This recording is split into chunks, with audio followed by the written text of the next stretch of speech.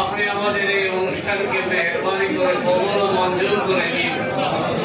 আমাদের নবনির্বাচিত নবনিযুক্ত প্রশাসক সাবেক সাংসদ জনাব নজরুল ইসলাম মঞ্জু ভাই, তিনি এই দায়িত্ব প্রাপ্ত হয়ে আজকেই সেটা গ্রহণ করলেন। খুলনা সিটি কর্পোরেশনের জনাব নজরুল ইসলাম মঞ্জুর কাছে দায়িত্ব হস্তান্তর করছে।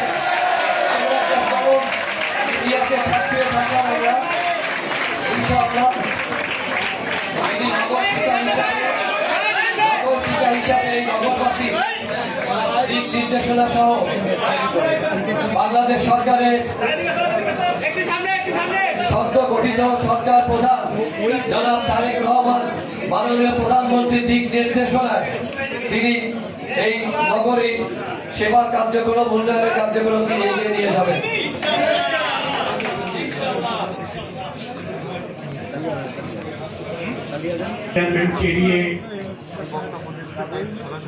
মেট্রোপলিটন পুলিশের সম্মানিত বিভাগ, সম্মানিত কমিশনার, এডিশনাল কমিশনার, সম্মানিত এসপি, সম্মানিত আমাদের বিভিন্ন খুলনা মেট্রোপলিটন পুলিশের ডেপুটি কমিশনার, ডিসি ট্রাফিক, আমার এই শহরের সম্মানিত নাগরিকবৃন্দ, সাংবাদিকবৃন্দ, খুলনা সিটি কর্পোরেশনের সম্মানিত কর্মকর্তাবৃন্দ,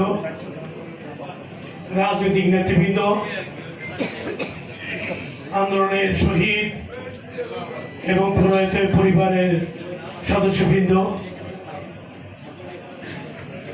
দীর্ঘ আন্দোলনের আহত কর্মীবৃন্দ এবং বৈষম্য বিরোধী আন্দোলন এবং জুলাই যোদ্ধার সৈনিকেরা, মহৎ অনুষ্ঠানে আমি প্রথমেই স্মরণ করছি শহীদ প্রেসিডেন্ট জিয়াউর রহমানকে, যিনি আধুনিক বাংলাদেশের উপকারের দায়িত্ব পালন করেছেন। স্মরণ করছি আমাদের প্রিয় নেত্রী, বাংলাদেশের মানুষের কাছে সবচেয়ে বড় আবেগ, তিনবারের সাবেক প্রধানমন্ত্রী, আমাদের প্রিয় নেত্রী, যিনি আমাদের রাজনৈতিক কর্মী হিসাবে গড়ে তুলেছেন, প্রয়াত দেশ নেত্রী বেগম খালেদা জিয়াকে। স্মরণ করছি তার পুত্র প্রয়াত জনাব ফজলুর রহমান কোকোকে।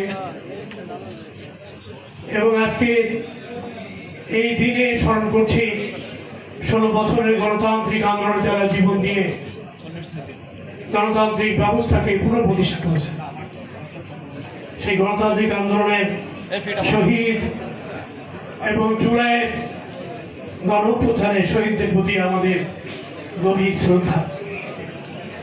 গণপ্রজাতন্ত্রী বাংলাদেশ সরকারের মাননীয় প্রধানমন্ত্রী জনাব তারেক রহমান দেশের 6টি সিটি কর্পোরেশনের প্রশাসক নিয়োগদান করেছে।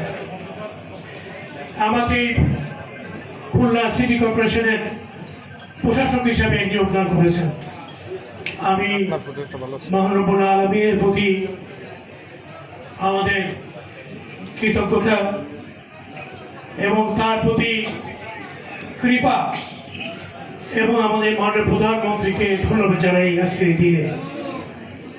এর মধ্যে দিয়ে খুলনা মানুষের প্রত্যাশা পূরণ, একটি স্বচ্ছ জবাবদিহিতামূলক 100 বছরের ঐতিহ্যবাহী সিটি কর্পোরেশনকে শতভাগ সততা এবং নিষ্ঠার সাথে পরিচালনা করা এটি আমার মূল দায়িত্ব।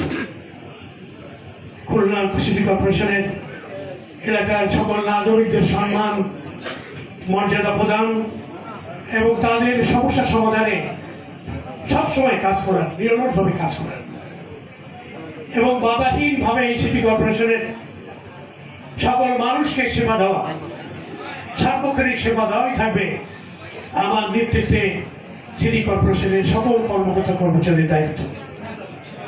এটি পরিচ্ছন্ন সবুজ শহর পরিকল্পিত পয়নিষ্কাশন ব্যবস্থা চাঁদাহীন, মাদকহীন, মশকহীন, নিরাপদ খুলনা গড়াই থাকবে আমাদের লক্ষ্য, যেটি মাননীয় প্রধানমন্ত্রী আমাদের নিয়োগকালে উনি বলেছেন। আমরা তার এই নির্দেশনা অনুযায়ী খুলনা মানুষের প্রত্যাশা পূরণের জন্য আমরা কাজ করবো ইনশাআল্লাহ। মাননীয় প্রধানমন্ত্রী বলেছেন জনগণের পাশে থেকে জনগণের সমস্যাটা জানার চেষ্টা এবং সেটি বাস্তবায়নের জন্য সরকারের কাছে এই পরিকল্পনা প্রেরণ করা।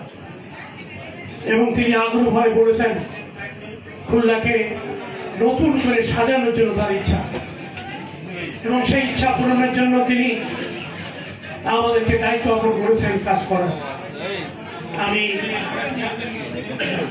এই আমার সমকালীন সময়ে দায়িত্ব পালনের সময় আমি জনগণের সহযোগিতা চাই, আপনাদের সহযোগিতা চাই এবং আমি মনে করি যে একটি আধুনিক খুলনা গঠন, নিরাপদ এবং পরিচ্ছন্ন শহর করতে সিটি কর্পোরেশনের সামর্থ্য অনুযায়ী তারা চেষ্টা করবে। সেই সাথে জনগণ যুক্ত হলে এই কাজটি সঠিকভাবে প্রতিপাদিত হবে। আমি সকাল থেকে রাত অবধি আমি কাজ করতে চাই এবং আপনাদের কল্যাণে আমি আপনাদেরকে আশ্বস্ত করতে চাই কারোর প্রতি বিরাট ভাজন কিংবা প্রতিহিংসা আমার মনে কখনোই কাজ করবে না ইনশাআল্লাহ। এবং সকলেই আমার কাছ থেকে নাগরিক সেবা পাবেন এবং সকল রকমের সুবিধা পাবেন।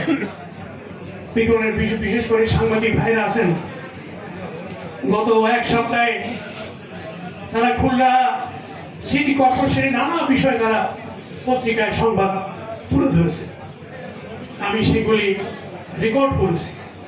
আমি প্রত্যেকটি বিষয়ই আমাদের সিটি কর্পোরেশনের সকলকে নিয়ে সেই বিষয়গুলি নির্দেশ করার চেষ্টা করি।